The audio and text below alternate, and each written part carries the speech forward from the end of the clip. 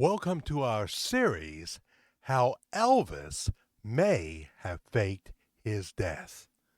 Part 1, The Bixby Investigation.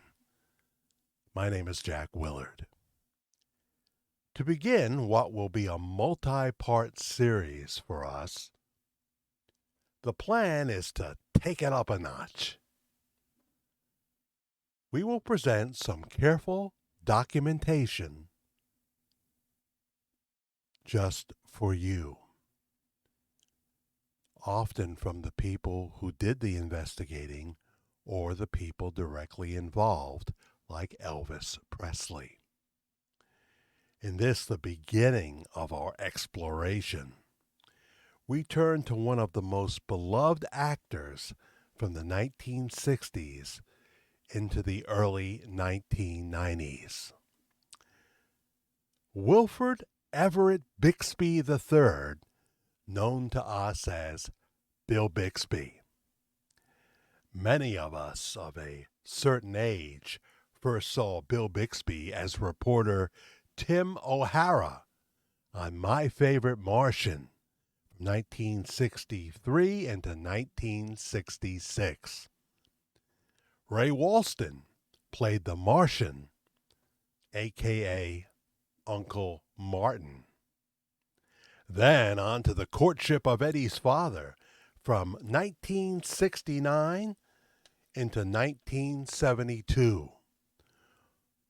Perhaps most memorable was the TV show The Incredible Hulk. Lou Ferrigno, the bodybuilder, played the Hulk. It began in November of 1977.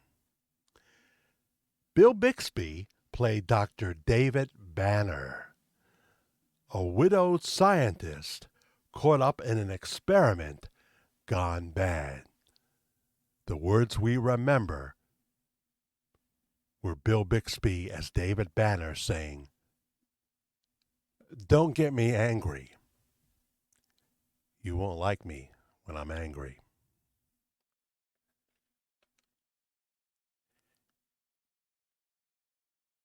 In his last years, Bixby directed the television show Blossom, even when he became sick with prostate cancer that he didn't catch in time. Sometimes he directed scenes from a couch on the set. He died on November 21st, 1993, at the young age of 59 years old. He was one of the most likable, admired actors in television. Seemed like he was always working, did a lot of game shows. But he did movies too, including 2 movies that starred Elvis Presley, Clambake, 1967, and Speedway, 1968. They were friends. Bill Bixby's last words were, quote, "I would hope that I have left behind something that would leave goodwill, and then my life will have been worth something," end quote. In 1991, with just a few years to live, you'd never know it, Bill hosted a mini-series called The Elvis Files. Here is part of the evidence that the investigation uncovered. In part 1 of our presentation, How Elvis May Have Faked His Death, I speak of possibilities I and others presented here could be wrong. Let's watch. I'd like to introduce you to Monty Nicholson, an investigator with the Los Angeles Sheriff's Department and author of The Presley Arrangement. Monty Nicholson. Welcome, Monty. Hi, Monty. First question, Monty, do you think there's a remote possibility that Elvis could still be alive? Based on what I've seen so far, I think the possibility is very real. All right. Now, Monty, you're a member in good standing with the law enforcement community, so aren't you a little concerned about what your colleagues might say? Well, of course, I do take some teasing from my peers, but they know that this is something I do outside my career of law enforcement. I just try to do things thorough enough to dispel any real criticism. All right. When I visited with you some weeks ago, we discussed your views on the discrepancies surrounding Elvis's death.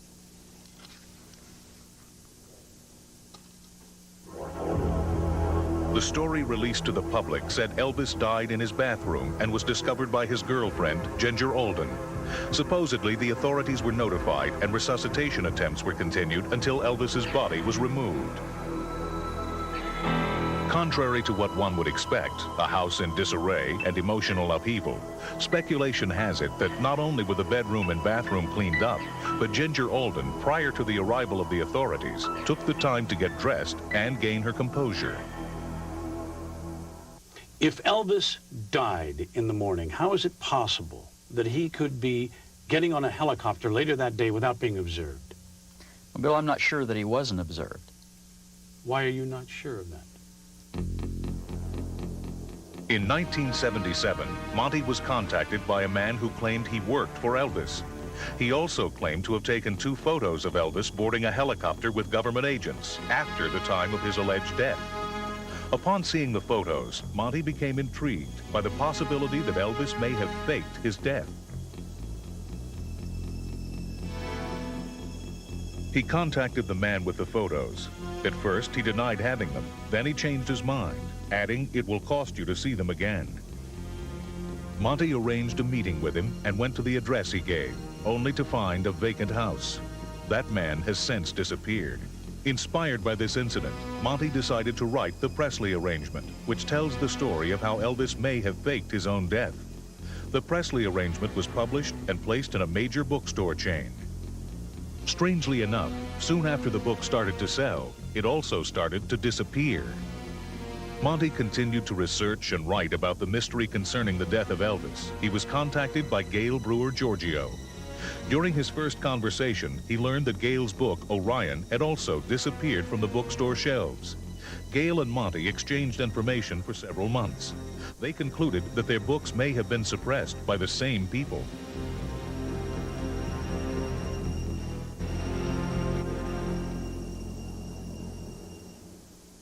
I don't mean to be callous when I say this, but isn't it possible that the book just didn't sell? Of course, and it's always possible any book wouldn't sell. I called my publicist, and I asked him about this problem. I said, you know, I have friends that are going into the bookstores and asking for my book, and they're being told that they can't even order it. Yet you tell me it's still in the catalog of books in print. He said in 35 years in the publishing business, he'd never heard of such a thing. There were other discrepancies surrounding Elvis's death. First, in March of 1977, before Elvis died, 2 life insurance policies were cashed in. A secret personal checking account was emptied out shortly before Elvis Presley died. The amount? Close to $1 million. And perhaps most odd, some claim that the signature on Elvis's death certificate matches Elvis's own handwriting. We asked handwriting analyst Paul Wiest to look at these signatures, and here were his thoughts. I was asked by Gail Giorgio to examine some handwriting of Elvis Presley. She supplied me with a copy of a letter written to President Nixon in 1970 and the death certificate or medical examiner's report at the time of his reported death. I examined these 2 documents and compared them by measuring the slant of the handwriting, the spacing between the letters, spacing between the words, the size of the letters, and the individual letter formations. I also made transparent photocopies where I could lay one photocopy, a transparent copy on top of another one for close comparison. I examined these under transmitted light with a light table. The result of my examination was that I found that the slant matched on both documents, that the size of the letters was the same, the spacing between the letters was the same, and many of the individual letter forms were the same. My conclusions after this exhaustive examination was, in my professional opinion as a document examiner, that the same person who wrote the letter to President Nixon also wrote the Elvis Presley death certificate or medical examiner's report of Elvis Presley's death. So far, we have addressed the possibility that Elvis might not have passed away when everyone thought he did. Now let's assume for a moment that that's true and that he is alive. It stands to reason that someone somewhere would have encountered him. Gail, why don't you tell us how you became involved in this case? Well, I, like the rest of the world, heard the news that Elvis Presley died at the age of 42, and I was shocked. When I heard that Elvis Presley had died, I was amazed. It seemed that almost overnight a very mortal man was deified. My curiosity led me to write the novel Orion, a fictitious story about a singer who was a prisoner of his fame, a man who ended up hoaxing his own death. The book was sold to a major publisher, a sizable advance was received, as well as a promise of extensive promotion. After the book was released, I began receiving calls that the books were rapidly disappearing under very strange circumstances. More than one store reported that men in business suits came in and purchased the books in quantities, and that once they were gone, the stock was never replenished, which is a very strange business practice. My repeated calls to the publisher were ignored, my questions unanswered. Meanwhile, as I was investigating the mysterious disappearance of my book, the media and many of the fan clubs were questioning the death of Elvis Presley. Several fans brought to my attention the fact that Elvis's middle name was misspelled on his grave at Graceland. This and other discrepancies led me to write Is Elvis Alive? I was then contacted by Monty Nicholson, a veteran investigator with the Los Angeles Sheriff's Department, who had written a book called The Presley Arrangement, which focuses on Elvis faking his death. Monty and I compared notes and found that despite never having heard of each other, our information was almost identical. My appearances on radio and television shows led to many phone calls, leads, lots of new information. Now, how many, please, in our audience have been to Graceland? May we see some hands? Ooh, quite a number of you. All right. What would you think if you'd visited Graceland, taken some typical tourist pictures, and then in the privacy of your living room, notice what seemed to be the face of Elvis Presley staring right out at you? I think you'd get very excited. Well, this is precisely what happened to a man named Mike Joseph on New Year's Eve Day, December 31st, 1977. Now, recently, Mike was interviewed about the events leading up to this amazing picture. Let's watch. It was New Year's Eve, 77, when I took my wife and my son and my nephew down to Graceland. They had just opened up Memory Gardens where Elvis was laid to rest. And we were there for an hour, and we left back for home. Had the pictures developed, and looked at them, put them away. One day after reading a book, I decided to look at my pictures again. I pulled them out, and this time I saw something in one of the pictures that I hadn't seen. My God, I had Elvis Presley sitting in the doorway, looking out at the fans walking past his grave. I've had the negatives examined by Kodak. And Kodak basically says that they are original. They have not been tampered with in any way. They were taken in sequence, uncut by the negatives, being original. They can tell. The emulsion number of the film was manufactured in 77. Each roll of film that is manufactured has a manufacturing date on it in the emulsion number. This is the shot that I took of the people walking and the bathhouse in the distance. We zero in here, and this is the same shot with just the chair. No one sitting in the chair. So that shows it was not a picture of someone sitting in the chair. This is my son once again blocking the doorway, and of course the picture where I first spotted the silhouette in the doorway.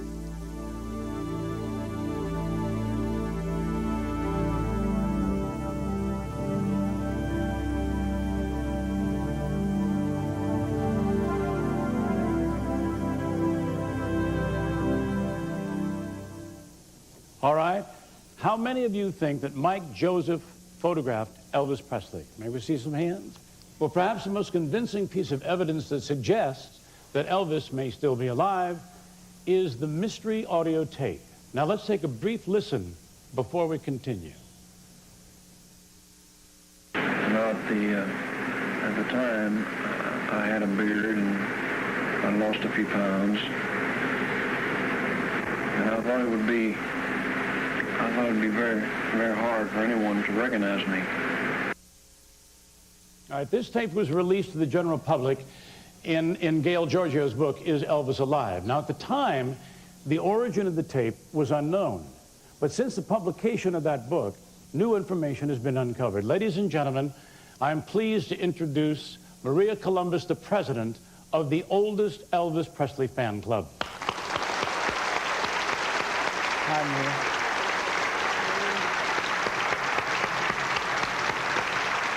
Maria. Okay. Now, Maria, will you please tell us about the tape? Okay. I received this tape in 1981 from Steve Chances from Florida. He had written a book called Elvis, Where Are You? Now, on this tape, you only hear Elvis speaking. The person he was speaking to was edited out. Yes, I noticed. I noticed that.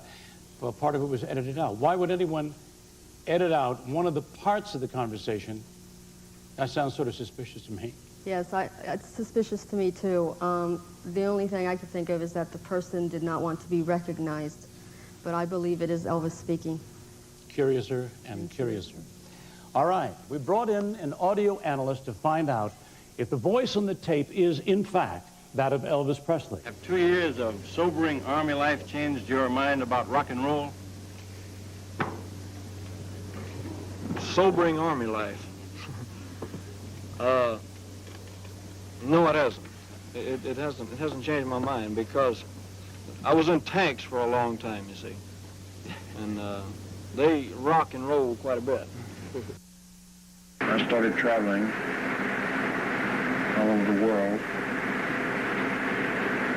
and it's been enjoyable, but it's been a constant battle of growing beards and this and that to keep from being recognized. Who was recorded during that 1981 phone conversation? Was it Elvis Presley? One way we can find out is to utilize some tools from law enforcement to electronically contrast and compare the voice of the real Elvis Presley and the voice on the tape. L.H. Williams works with a major police department in Texas and is an expert on audio voice prints, and here is his report. Gail had sent me a copy of a transcript of the tape recording of the unknown person, and this was 4 pages long. In this process, I also requested copies of known tape recordings of Elvis Presley, and I followed the guidelines that were established during the Watergate case for possible authentication of the tape recording. I selected the same words and phrases of the known and the unknown person for comparison purposes. This is the known sample of Elvis Presley stating the word music. This is a sample from the unknown tape recording showing the word music. The formats that were formed fall within the same frequency range through here, which would indicate a match. Basically, the known voice of Elvis Presley compared with the voice on this tape is the same. So this is just the tip of the iceberg. In gathering together some of the plethora of evidence that Elvis Presley may have faked his death in August of 1977, there is much more to tell. My personal email is jackthefairguy, F-A-I-R, jackthefairguy @gmail.com. There may be time for you to tell me what you'd like me to include, so leave it in the comments section or my email. Please subscribe, hit the like button, and hit the notification bell. We do live shows, worldwide ramblings, just about every week. We'll let you know when it's on, often on Saturday nights, later in the evening. You can comment in the live stream, or after we do our live shows, they are usually immediately available in the live section of this channel, the virtual church of the disillusioned, and you'll be able to comment in the replay. You can see all our past live shows if you just click live on our channel. I'm Jack Willard. Thank you for joining us for part 1 of our study, how Elvis may have faked his death.